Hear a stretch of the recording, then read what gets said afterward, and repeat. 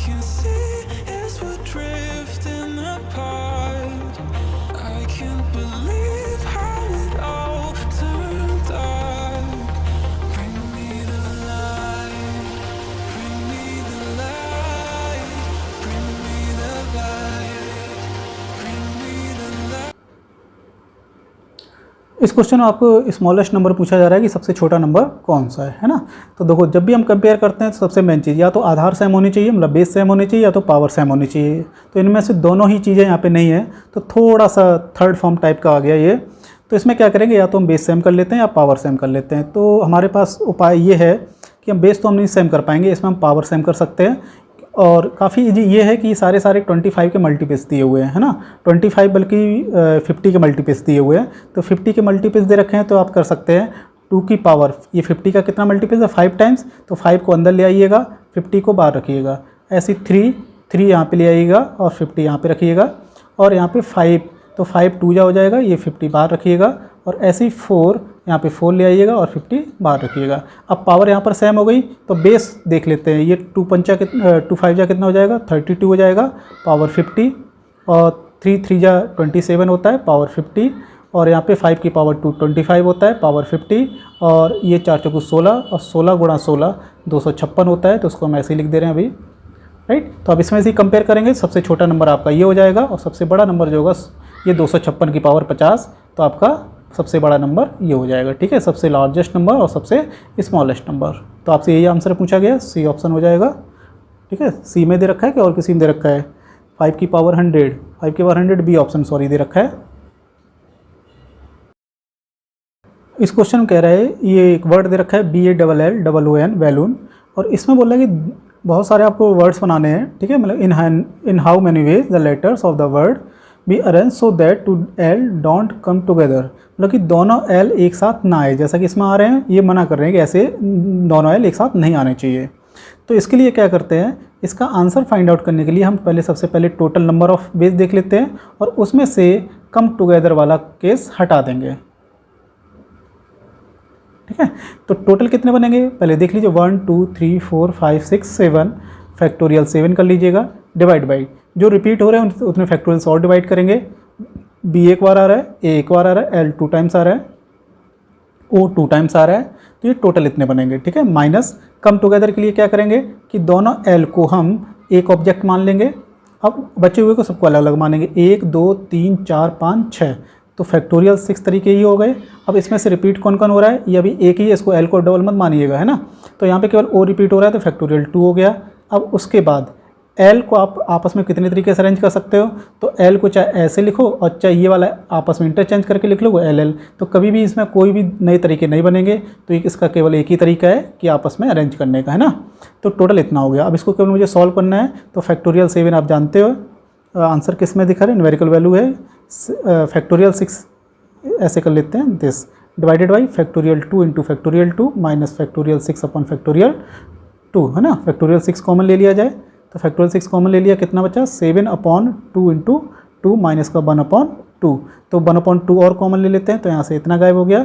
तो बचा हमारे पास कितना, फैक्टोरियल 6 कितना होता है 720 होता है अपॉन 2। और यहाँ से कितने बचेगा 7/2 माइनस 1, तो 5/2 बचेगा, है ना। तो अब इसको थोड़ा सा सॉल्व कर लीजिएगा। इसको सॉल्व करेंगे तो 2 दूरी 4, 18 चौकू 72 होता है, और 180 गुणा 5 कुल मिला के 18 पंचे 90, 900 आंसर आ जाएगा, ठीक है। कौन सा ऑप्शन दे रखा है, सी दे रखा है। बस थोड़ा सा बेसिक यहाँ पे यूज किया गया है, तो इसको थोड़ा सा ध्यान से देख लीजिएगा, बार बार रिपीट कर लीजिएगा। और काफ़ी इंपॉर्टेंट क्वेश्चन है, इस तरह क्वेश्चन आते रहते हैं हमेशा। देखो इस क्वेश्चन में क्या है कि काफ़ी बच्चे इस चीज़ को गलत करते हैं। ऐसे गॉफ दे रखा है, तो पहले क्या करेंगे, मोस्टली बच्चे ये करते हैं 2 3 पे जा रहा है, 3 कहाँ पे जा रहा है 5 पे जा रहा है, तो 2 5 की मैपिंग कर दी। ये बिल्कुल ही गलत है, ठीक है। तो बिल्कुल ऐसा नहीं करना है। तो बहुत देखो, जैसे कि आप क्या करते हो, जैसे यहाँ पे लिखा हुआ है साइन ई की पावर एक्स, तो जब भी आप वैल्यू x को दोगे तो सबसे पहले क्या कैलकुलेट करोगे, e की पावर x कैलकुलेट करोगे, उसके बाद साइन पे काम होगा ना। तो ऐसे ही यहाँ पर भी काम होगा। सबसे पहले यदि आप x अप्लाई करते हो तो x पहले f पे अप्लाई होगा, उसके बाद जो बनेगा वो इसका इनपुट का काम करेगा, तब आंसर आपको मिलेगा, है ना। तो सबसे पहले fx पे वर्क करना है। तो fx पे कैसे वर्क करेंगे, 1 किस पे जा रहा है 2 पे जा रहा है, और 2 कहाँ पे जा रहा है 3 पे जा रहा है, और कहीं तो नहीं जा रहा है। तो एक आपका आंसर बन जाएगा 1, 3। अब यहाँ पे देख लीजिए 3 5 पे जा रहा है, अब यहाँ पे कहीं 3 जा रहा है, 3 की कोई मैपिंग नहीं है तो 3 को आप ब्लैंक छोड़ दीजिएगा। उसके बाद आ जाइए 4,1 पे, 1 कहाँ पे जा रहा है, 1 3 पे जा रहा है, तो यहाँ पे हो गया 4,3। ठीक है, तो ये यहाँ पे केवल 2 ही दिखाई दे रहे हैं। ओह सॉरी, गलत हो गया, ये 3 5 पे जा रहा है, 5 1 पे जा रहा है, तो ये वाले तो हम छोटी गए थे, तो ये कहाँ पे जाएगा, 3 1 पे जाएगा। ठीक है, तो कुल मिला के 1 3 4 3 3 1, तो ये वाला देख लीजिए किस में दे रखा है, कौन सा ऑप्शन है, 1 3 3 1 4 3, ये सी ऑप्शन हम आपको दे रखा है ना, तो सी ऑप्शन आपका करेक्ट है यहाँ पर। तो जिस बच्चे ने यहाँ पे डी ऑप्शन लगाया हुआ है वो बिल्कुल ही गलत है, तो उसी बच्चे ने यही किया हुआ है कि 1 2 पे जा रहा है, 2 3 पे जा रहा है, इसलिए उसने 2 3 देखा और उस पर टिक लगा दिया है ना, तो ये गलती आप मत करिएगा। देखिए बच्चों वाला क्वेश्चन है, इसमें आपको भी कलम नहीं चलानी पड़ेगी, इसका मतलब बेसिक बस याद करना है, ध्यान देना है कि आपको दे रखा है कि n टर्म्स का सम 5n स्क्वायर माइनस 3n दे रखा है ना। तो n टर्म्स का मतलब क्या होता है कि जैसे कि आपको सपोज S3 निकालना है तो T1 plus T2 plus T3 है ना, तो यहाँ पे n की वैल्यू 3 पुट कर दीजिए, वो आपको फाइनल आंसर S3 का मिल जाएगा। तो ऐसा कर लेता हूँ कि मैं 1 पुट कर देता हूँ, तो 1 का मतलब हो जाएगा केवल T1 से लेकर T1 तक, मतलब केवल पहले टर्म्स हो जाएगा। तो यहाँ से सीधा सीधा S1 निकाल लेता हूँ, S1 निकालूंगा तो n की वैल्यू 1 पुट कर दिया जाए, तो ये हो जाएगा 5 × 1 स्क्वायर माइनस 3 × 1, कुल मिला के 5 - 3 2 आ जाएगा। अब लास्ट में क्या पूछ रहे हैं, पी एट टर्म बताइए, तो P इक्वल टू भी हम 1 ले लें, तो पी एट टर्म तो T1 निकालना है, और ये जो S1 है वो पहली टर्म तो है, तो ये T1 ही तो है हमारा, तो T1 2 आना चाहिए। तो P की वैल्यू 1 रखने पर आंसर किससे 2 मिल रहा है, केवल बी ऑप्शन में ऐसा है कि जिसमें कि आंसर 2 मिलेगा, तो बी ऑप्शन आपका सही हो गया। ठीक है, तो इसमें कलम भी नहीं चलानी पड़ती पेपर में। इस क्वेश्चन में क्या दिया, Mohan is father of 3 children with at least 1 boy, है ना।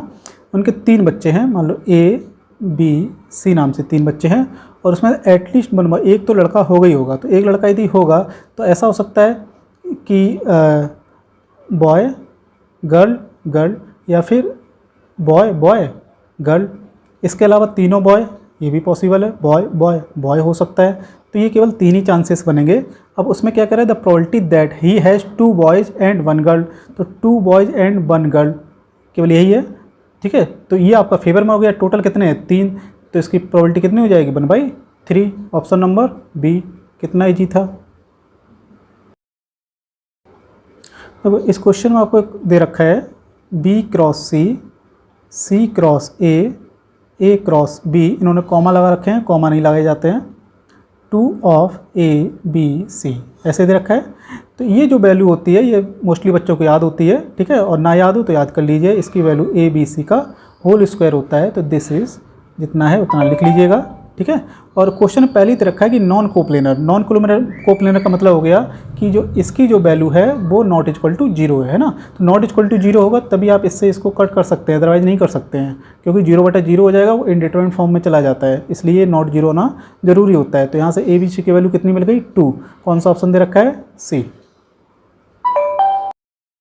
देखो ये इंटीग्रेशन का बहुत इंपॉर्टेंट क्वेश्चन है ना। जैसे देखो ये 0 से π/2 दे रखा है, ये 0 से π/2 दे रखा हो, या फिर इस तरह से हो कि अपर लिमिट लोअर लिमिट का जो सम है वो टोटल π/2 दे रखा हो, है ना, और यहाँ पर जो है वो sin x cos x इस तरह का कुछ रिलेशन दे रखा है। तो यदि यहाँ पे π/2 - x वगैरह पुट कर दिया जाए, ठीक है, तो यहाँ पर साइन वाला cos बन जाए, और यदि इसमें पुट कर दिए तो ये वाला ये बन जाए। यदि इस तरह का रिलेशन दे रखा होता है तो इसका आंसर सीधा सीधा काफ़ी सिंपल होता है, सीधा सीधा आप A - B कर दीजिए और डिवाइडेड बाई 2 कर दीजिए। तो यहाँ पे ऐसे करेंगे तो π/2 - 0 और डिवाइडेड बाई 2 कर देंगे तो आंसर कितना आ जाएगा, π/4 आ जाएगा, है ना। तो सीधा सीधा इस चीज़ को याद कर लीजिएगा कि यदि इस तरह की फॉर्म दे रखी है तो आंसर इस तरह से कुछ आएगा। ठीक है, जैसे कि मान लो ये लिमिट यदि हम सपोज मैं ऐसे कर दूँ π/6 से लेकर π/3, तो इन दोनों का जो सम है वो भी π/2 आ रहा है, तब भी आंसर आपका इसी तरीके से निकलेगा। ठीक है, फंक्शन आप सेम यूज कर रहे हैं तो कैसे निकालेंगे, π/3 माइनस का π/6 डिवाइडेड बाई 2, यदि ये करेंगे तो π/6 और डिवाइडेड बाई 2 कुल मिला के π/12। इस केस में आपका π/12 आंसर आ जाएगा। देखो इस क्वेश्चन में क्या दे रखा है, एक ट्रायंगल के मिड पॉइंट्स आपको दे रखे हैं, 1 2 3 ये मिड पॉइंट दे रखे हैं, और जो मेन ट्रायंगल है उसका आपको सेंट्रोइड पूछा जा रहा है। तो होता है क्या है कि जो मिड पॉइंट से आप जो ट्रायंगल बनेगा उसका सेंट्रोइड निकालिए, या फिर जो मेन ट्रायंगल है ना, उसका सेंट्रोइड, दोनों का सेम होता है, तो सीधा सीधा आप इसी से सेंट्रोइड निकाल लीजिए। सेंट्रोइड कैसे निकालते हैं, तीनों को ऐड कर लीजिए, डिवाइडेड बाई 3 कर दीजिए, तो 5 और 3 8 और 2 10, 10/3 हो जाएगा, और 2 और 3 5 और 2 7, और ये 7/3 हो जाएगा। ठीक है, तो 10/3 7/3 किसमें आंसर दे रखा है? बी ऑप्शन में। इस क्वेश्चन में इसेंट्रिसिटी ऑफ द एलिप्स ये पूछी जा रही है, whose latus rectum is 1/2 of its minor axis, है ना। तो लेटस रेक्टम कितना होता है? 2b² होता है। अब वो कह रहे हैं is 1/2 of its minor axis, है ना। तो जो माइनर एक्सिस कितना होता है? 2b होता है, उसका हाफ कह रहे हैं। तो ये रिलेशन आपको दे रखा है, तो आपसे इसेंट्रिसिटी पूछी जा रही है, इसेंट्रिसिटी फाइंड आउट करना है। तो चलिए जितना सिंप्लीफाई हो सकता है उतना कर देते हैं। तो दिस यहाँ तक कर दिया, तो यहाँ तक हो गया 2b² = a × b, एक b से ये वाला काट दीजिए, कुल मिला के a = 2b, इस तरह से कुछ मिल गया आपको। तो इसेंट्रिसिटी होती है 1 - b² a²। तो यहाँ पे a की वैल्यू कितनी है? 2b, तो ये 4b² कर दो यहाँ पर सीधा सीधा। तो b² से b² काट दीजिए, तो यहाँ पे हो जाएगा कुल मिलाकर 3/4, कुल मिला के हो गया √3/2। और ये एलिप्स की पूछी जा रही है, तो ये <1 भी होनी चाहिए, कैलकुलेशन में गलती ना हो, उसको चेक कर लीजिएगा। √3 और /2 बी ऑप्शन में आपको दे रखा है। ये आपको एक सर्किल दे रखा है, और सर्किल में एक डायमीटर की बात कर रहे हैं, है ना। और डायमीटर का एक कोऑर्डिनेट दे रखा है 1,0 ये, और दूसरा वाला साइड पूछा जा रहा है, ये सपोज ए है। यहाँ पर क्या होगा? यहाँ पे एक सेंटर होगा, और सेंटर जो होगा ए और बी का मिड पॉइंट होगा। ठीक है, ये तो बात क्लियर होती है, हम पता है। तो क्या करते हैं, सेंटर भी मुझे इससे पता चल जाएगा। सेंटर कितना हो जाएगा? -1, -2, -g, -f होता है ना। तो इसे कंपेयर करके ये सब लोग जानते हैं अच्छे से।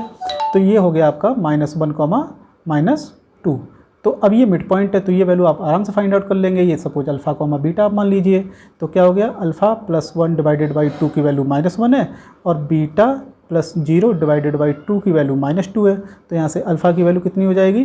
-2 -3 होगी कुल मिलाकर, और यहाँ से -4 हो गया बीटा की वैल्यू। तो आंसर कितना हो जाएगा? -3, -4। कौन सा ऑप्शन में? डी ऑप्शन में। इसकी फाइनल वैल्यू आपसे पूछी जा रही है, तो कभी ये मत कर देना कि पावर 6 को खोलने बैठ जाएं। तो ये खोलने बैठ जाएंगे तो आपके 10 क्वेश्चन उड़ जाएंगे, है ना। तो क्या करना है? तो मुझे क्या याद होता है कि 1 + ω² = 0 होता है। तो वो चीज़ मुझे यहाँ पे कर लेना है। तो यहाँ पे 3 है, यहाँ पर 3 है, तो इसको भी 3 कर लें। तो एक्स्ट्रा कितना हो गया? +2ω जोड़ा है, तो -2ω घटा दीजिएगा। तो 3 + 3ω, यहाँ पे 3 कॉमन लेंगे तो हो जाएगा 0। कुल मिला के बचा क्या आपका? -2ω केवल बचा हुआ है, पावर 6 अंदर लाएंगे तो माइनस प्लस में हो जाएगा 26 और ओमेगा की पावर 6, और ओमेगा की पावर 6 कितनी होती है? 1 होती है। तो कुल मिला के 2 की पावर 6 आंसर हो गया। 2 की पावर 6 जो होता है वो 64 होता है। Answer number B. इस क्वेश्चन में आपको फंक्शन दे रखा है f(x), वो है आपका x² - 3x + 2 divided by x² - 2x, और लिखा हुआ है x ≠ = 2। मतलब सीधी सी बात है, x = 2 पर ये डिफाइन नहीं है। ठीक है, तो मतलब x = 2 पे इसकी वैल्यू कैलकुलेट नहीं कर सकते हो। सीधी सी बात है कि ये डिसकंटिन्यूअस है ना। तो अब डिसकंटिन्यूअस है, तो मान लो जैसे ये कोई ग्राफ है, डिसकंटिन्यूअस इस तरह से भी होता है, या फिर डिसकंटिन्यूअस इस तरह से भी होता है। तो मैं क्या करता हूँ, यदि मैं एक पॉइंट को यहाँ पे पुट कर दिया जाए तो जिससे ये क्या हो सकता है? कॉन्टिन्यूअस हो सकता है। तो वो एक पॉइंट पुट करने के लिए तो f(x) की वैल्यू ऐसी क्या पुट कर दी जाए कि जिससे ये कॉन्टिन्यूअस हो जाए। तो उस चीज़ को आपसे पूछा जा रहा है। तो अब ये डिसकंटिन्यूअस कहाँ पे है? x = 2 पर है, तो वहीं पे सीधा सीधा आपको देखो पूछा जा रहा है। तो यदि यहाँ पर कॉन्टिन्यूटी लानी है तो देखो, यदि ऐसे ग्राफ बना होता है तो यहाँ पे आप कॉन्टिन्यूटी नहीं ला सकते हो। यदि इस तरह से, जैसे इस क्वेश्चन में दे रखा है, यदि इस तरह से तभी आप कॉन्टिन्यूटी ला सकते हो। और कॉन्टिन्यूटी लाने इस केस में कब? जब लेफ्ट हैंड लिमिट और राइट हैंड लिमिट आपकी क्या होनी चाहिए? बराबर, मतलब लिमिट एग्जिस्ट होगी। ठीक है, तो लिमिट एग्जिस्ट होगी, जो लिमिट की वैल्यू होगी उतनी ही वैल्यू फंक्शन की आपको पुट करनी होगी। तो यहाँ पे सीधा सीधा इसकी लिमिटिंग वैल्यू निकाल देनी है मुझे। लिमिटिंग वैल्यू निकालेंगे तो x² - 3x + 2 divided by x common ले लो, यहाँ से x - 2 कर दो, ऊपर फैक्टराइज कर लो, तो ये x - 2 और ये x - 1 बन जाएगा डिवाइडेड बाई x - 2। ठीक है, और लिमिट लगा दीजिए। कहाँ पे लगानी है आपको? x tends to 2। ठीक है, तो ये थोड़ी ध्यान दीजिएगा, कभी यहाँ पे x = 2 नहीं लिखा होता है, x टेंस टू 2 होता है ना। तो ये ध्यान रखिएगा कि यहाँ पे x की वैल्यू 2 के इक्वल नहीं है। कहने का मतलब x - 2 ≠ = 0 है। x - 2 ≠ = 0 है। इसी वजह से इसको काट सकते हो, अदरवाइज इसको कभी नहीं काट सकते थे। क्यों? क्योंकि वो 0/0 की फॉर्म बन जाती। ठीक है, तो यहाँ पे इसीलिए टेंस टू लगा होता है, कभी इक्वल नहीं लगा होता। ये बड़ा इंपॉर्टेंट पॉइंट है। तो अब बचा क्या, x minus 1 divided by x. अब लिमिट पुट कर दीजिए x tends to 2, 2 value put करेंगे तो 2 माइनस 1 1 होता है और यहाँ पे 2 पुट करेंगे, फाइनल आंसर आपका 1/2 आ जाएगा। ऑप्शन नंबर बी आपका सही हो जाएगा। इस क्वेश्चन को सॉल्व करते हैं। इसमें दिया sine theta into cos theta equal to 1/2 और इसकी वैल्यू पूछी जा रही है। मोस्टली बच्चे क्या करते हैं, या किताबों में जैसा दे रखा होता है कि होल क्यूब वगैरह कर करके सॉल्व करते हैं। ठीक है, मुझे क्या करना है, 4 में से एक ऑप्शन सही होना चाहिए, फटाफट सॉल्व करना चाहिए। उसके लिए क्या कर लेते हैं हम लोग कि यहाँ पे इसकी वैल्यू 1/√2 ले लें, इसकी वैल्यू 1/√2 ले लें, है ना। तो कुल मिला के 1/2 हो जाएगा। ये कब पॉसिबल होगा, दोनों को 45 वैल्यू पे काम चल जाएगा ना। तो 45 वैल्यू पे ऐसा होता है, तो वही काम मेरा यहाँ पे भी कर दीजिए। 45 के लिए पुट करूँगा तो 1/√2 की पावर 6 और यहाँ पर भी क्या हो जाएगा 1/√2 की पावर 6। तो ये हो जाएगा 1/2 की पावर 3 और कुल मिला के 1/8 आ जाएगा। ये भी 1/8 हो जाएगा, कुल मिला के 2/8 हो जाएगा, कुल मिला के 1/4 हो जाएगा। आंसर नंबर डी हो जाएगा। तो इस तरह के क्वेश्चन में हम क्या करते हैं कि जैसे कि यहाँ पे देखो, यहाँ पे कॉट दे रखा है तो अंदर मुझे कॉट इन्वर्स चाहिए होगा, है ना, तभी वो कॉट इन्वर्स आपको खत्म करेंगे। इन्वर्टेबल फंक्शन होते हैं, वारंटी में चेंज हो जाते हैं। ठीक है, तो अंदर सीधा सीधा आउटपुट आपको मिल जाता है। अब क्या करेंगे, तो यहाँ पे कॉट है तो अंदर भी कॉट इन्वर्स होना चाहिए, लेकिन मुझे काम करना जो आसान होता है वो साइन इन्वर्स, कॉस इन्वर्स और टेन इन्वर्स में रहता है। तो इसलिए पहले हम टेन इन्वर्स में काम कर लेंगे, उसको हम पलट देंगे तो वो कॉट इन्वर्स बन जाएगा ना। तो सबसे पहले क्या कर लेते हैं, इन्हीं पे वर्क कर लेते हैं। कॉसेक इन्वर्स को पहले हम साइन इन्वर्स में लिख लें तो ये 3/5 हो जाएगा और इसको हम टेन इन्वर्स में लिखेंगे, है ना। तो इसको पहले सिर्फ लिख लीजिए, साइन इन्वर्स में तो ये 3 है, ये 5 है तो ये 4 हो जाएगा और टेन इन्वर्स में ये 3/4 लिख लेते हैं, है ना। कन्वर्ट कर लिया, टेन इन्वर्स 2/3। अब tan inverse A plus tan inverse B का फॉर्मूला लगा लीजिए। तो 3/4 plus 2/3 divided by 1 minus A into B होता है, तो 3/4 इंटू 2/3। तो 3 से 3 कट गया, 2 2 जा 4 होता है, नीचे 1/2 बचेगा, ऊपर जाके कुल मिला के 2 हो जाएगा। टेन इन्वर्स तो 2 हम अलग से लिख लेते हैं, ये नीचे वाला जो है, और ये अलग से सॉल्व कर लेते हैं। तो ये 4 3 12 हो जाएगा, 3 3 9 प्लस ये 3 4 4 2 8, 2 6 12, कुल मिला के 9 8 17/6 टेन इन्वर्स में आएगा। और ये टेन इन्वर्स हम कन्वर्ट कर देंगे कॉट इन्वर्स में, तो कॉट इन्वर्स जो है वो हो जाएगा 6/17 और ये कॉट इन्वर्स कॉट से कैंसिल हो जाएगा। तो फाइनल आंसर 6/17 आ जाएगा। 6/17 डी ऑप्शन आपको दिया हुआ है ना। देखो जैसा इस क्वेश्चन में दे रखा है, क्वेश्चन से ऑप्शन लाना बहुत कठिन काम है। मैं तरीका बता रहा हूँ कि मैं ऑप्शन से क्या करूँगा, क्वेश्चन लाता हूँ, उल्टा काम कर लूँ तो ज़्यादा ईजी रहेगा हमारे लिए पेपर में। और पेपर में यही सब चीज़ें आपका साम दाम दंडवेल लगाना होता है, उसी से हमारा सिलेक्शन होता है। तो क्या देख लेता हूँ, देखो यहाँ पे देखो क्या दे रखा है, x/1 minus x, x/1 plus x, 1 minus x 1 plus x, ऐसे दे रखा है। तो ऐसा करता हूँ, इनको मैं ऊपर ले आता हूँ। तो ऊपर ले आऊँगा तो ये 1 माइनस एक्स की पावर -1 हो जाएगा, दूसरा हो जाएगा 1 प्लस एक्स की पावर -1। तो इनके मुझे फॉर्मूले पहले पता होने चाहिए। तो ये इसके फॉर्मूले होते हैं 1 plus x square plus x cube plus dot dot dot. जब इसको करूँगा ये 1 माइनस का x plus x square minus x cube plus dot dot dot होता है ना। और दूसरे और फॉर्मूले हमें और पता होने चाहिए, 1 प्लस एक्स का और लॉग ऑफ 1 माइनस एक्स का। तो लॉग 1 प्लस एक्स का फॉर्मूला क्या होता है, अल्टरनेटिव प्लस माइनस होते हैं। तो ये एक्स माइनस का x square upon 2 plus x cube upon 3 and so on. इसमें सारे माइनस होते हैं इस तरह से, है ना। तो अब मैं क्या करूँगा, ऑप्शन की हेल्प से उठा लेता हूँ और जिसमें एक्स स्क्वायर अपॉन 2 बनेगा उसको तो मैं रखूँगा, अदरवाइज उड़ा दूंगा। तो सबसे पहले ए ऑप्शन देख लेता हूँ। ए ऑप्शन में आपको दे रखा है x/1 माइनस एक्स का, तो ऐसे लिख लूँ इसको, ठीक है। और साथ में क्या दे रखा है, लॉग ऑफ 1 माइनस एक्स, इतना दिया हुआ है। तो चलिए मैं सबसे पहले यहाँ से देख लेता हूँ। यदि मैं इसमें x का मल्टीप्लाई कर दूँ, यही वाला है, तो x का मल्टीप्लाई करूँ, सब में x हो जाएगा। और साथ में क्या देगा, log 1 माइनस एक्स, तो इसके साथ log 1 माइनस एक्स ये वाला है ना। तो यहाँ पे देखो x से कैंसिल हो जाएगा और ये एक्स स्क्वायर है, यहाँ पे एक्स स्क्वायर बनेगा और यहाँ पे माइनस एक्स स्क्वायर बाई 2, इसको सॉल्व करेंगे तो एक्स स्क्वायर अपॉन 2 ही आएगा, जो कि यहाँ पे अवेलेबल है। अब एक्स क्यूब वाला टर्म देख लेता हूँ। यहाँ पे तो मैंने एक्स का मल्टीप्लाई हो गया था, एक्स क्यूब बन गया था, है ना। यहाँ से एक्स क्यूब बन रहा है और यहाँ से एक्स क्यूब कहाँ से बनेगा, यहाँ से। इसको भी सॉल्व करूँगा तो ये 1 माइनस 1/3 2/3 आ जाएगा। तो सीधा सीधा यही मिल रहा है। तो ए ऑप्शन तो हमें सीधा सीधा आंसर ही मिल गया। तो हमें बी सी डी चेक करने की ज़रूरत नहीं पड़ी है। यदि आप सपोज ए ऑप्शन नीचे होता तो हमें बार बार यही चेक करना पड़ेगा। ये घर पर थोड़ा सा प्रैक्टिस कर लीजिएगा कि पेपर मुझे किस तरह से सॉल्व करना है ना। तो ये चीज़ें लिख लीजिए फटाफट और पहले हम वो देख लेंगे जिसमें कि x² अपॉन 2 आ रहा है, उनको रखेंगे, अदरवाइज सबको हटा देंगे। उसके बाद यदि 2 ऑप्शन सपोज बच जाते हैं तो उसमें x² वो x³ वाला हम देख लेंगे कि x² का कोफिशिएंट किसमें 2/3 बना रहा है, तो उसमें दो में से कोई एक ही होगा, एक को बनाइए, एक को कट कर दीजिए। ठीक है, तो ऐसे करना होता है पेपर में। तो यही इसी कहते हैं साम दाम दंड भेद, मुझे नंबर चाहिए तो वो हम लेके रहते हैं।